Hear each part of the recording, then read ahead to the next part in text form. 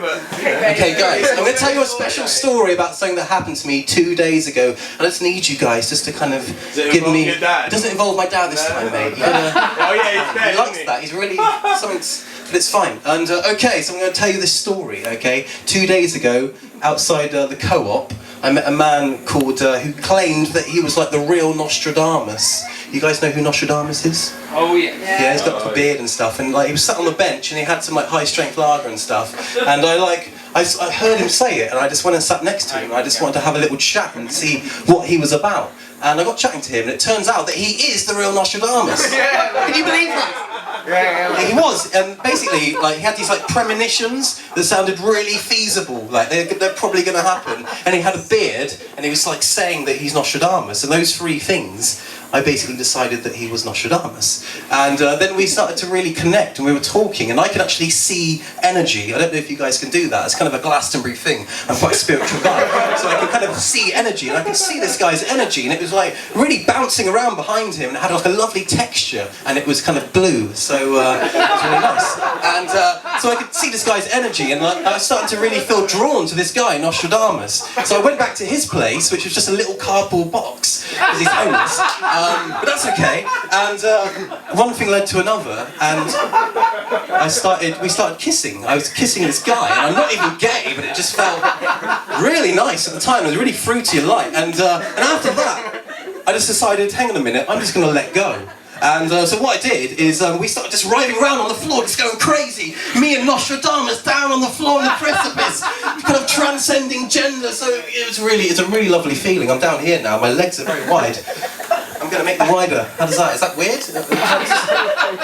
I haven't really planned to come down to this level. I was planning to do it all kind of standing, but I've gone down here now, and I feel quite bouncy, and I'm kind of riding it, and it feels. Help me up. It's a good night. Oh God. Okay.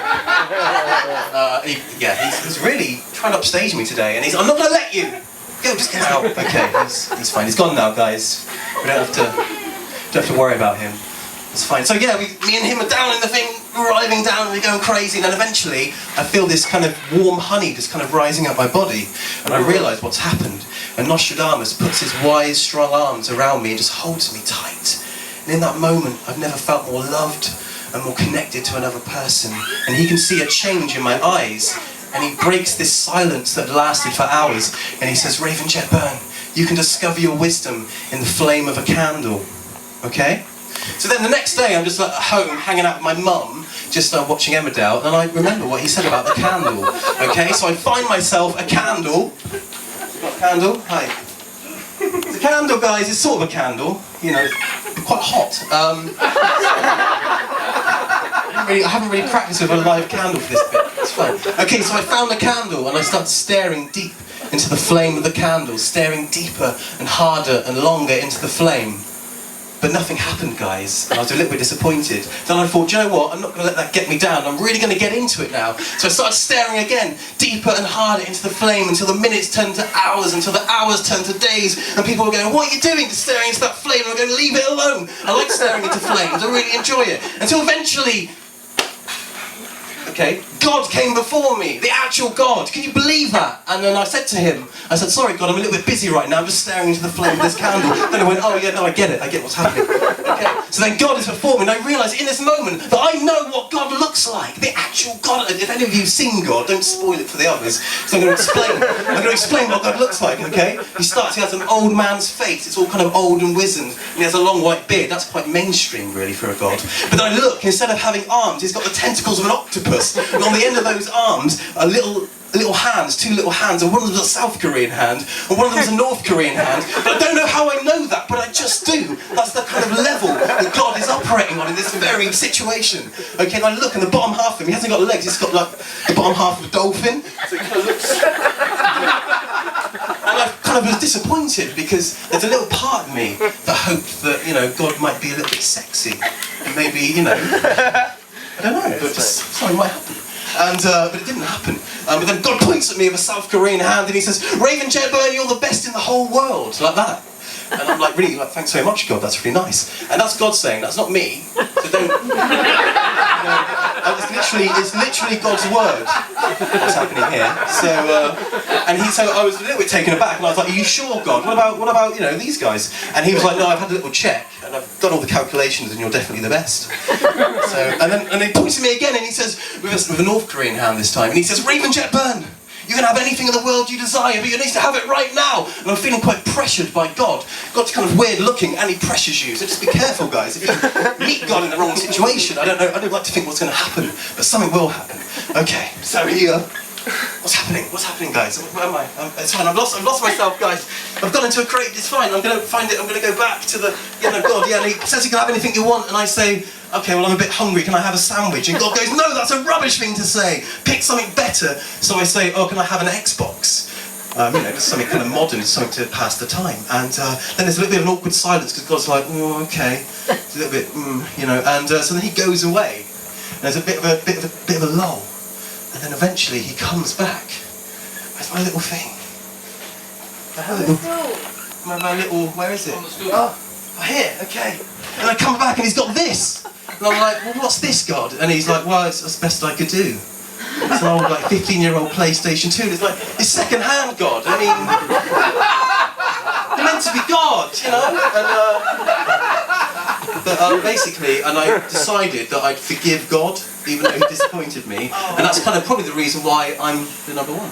So, stuff like that, you know, you guys probably couldn't have forgiven God in the same way that I did. But, so yeah, and so then he went, you've passed the test, that was the test. And he goes, look inside the box. So I look inside the box.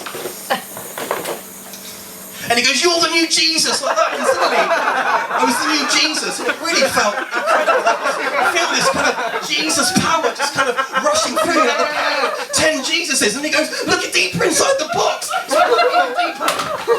And he goes, you're a crazy Jesus, with a gun, and I was like, I wasn't expecting that, God, and I'm not really sure how to react in a kind of normal way, and my body started to feel really weird, because the power of like evilness and Jesus really started to, yes, thank you, it really started to get inside. I think that's mine. Is he back again? Oh, Jesus. Me? I'm not inviting him next time, Jesus. So you see, you've ruined the momentum again. Thanks, man. It looks like a crazy Jesus. I'm going crazy in a really contrived way because of him, but it's fine, don't worry about him, mate. It's alright. Just keep coming in and out, you know. Just keep doing it, no one's going to get hurt, it's going to be fine.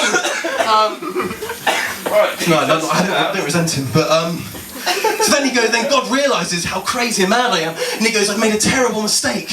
I'm going to have to kill you. So then suddenly I feel the gun and go like this, and God's doing it, and he says, I'm going to have to kill you, Raven Jet Byrne, you become too powerful. And I was like, please, God, you made me this way, why? And he's like, well, it's just how he is, I made a mistake, I'm God, I still make mistakes. And then I go, is there another way? And he goes, well, yeah, there is. You can just do a poem.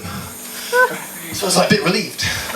I was like, no, I'll definitely do the poem, you know. And he's like, are you sure? Because you can just kill yourself. There's a lot of hassle doing a poem. And I was like, no, really. I just want to do the poem. You should... No, honestly. So basically, guys, I did this poem, okay. The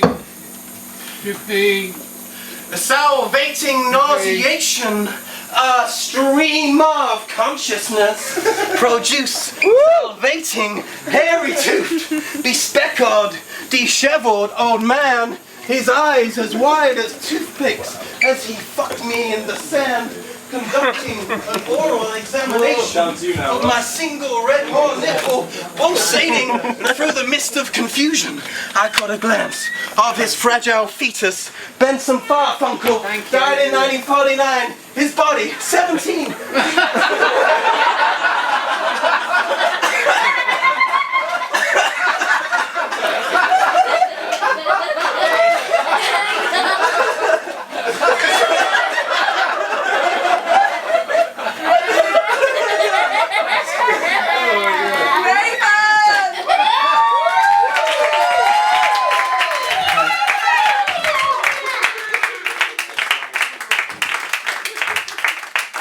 So that's kind of what happened, and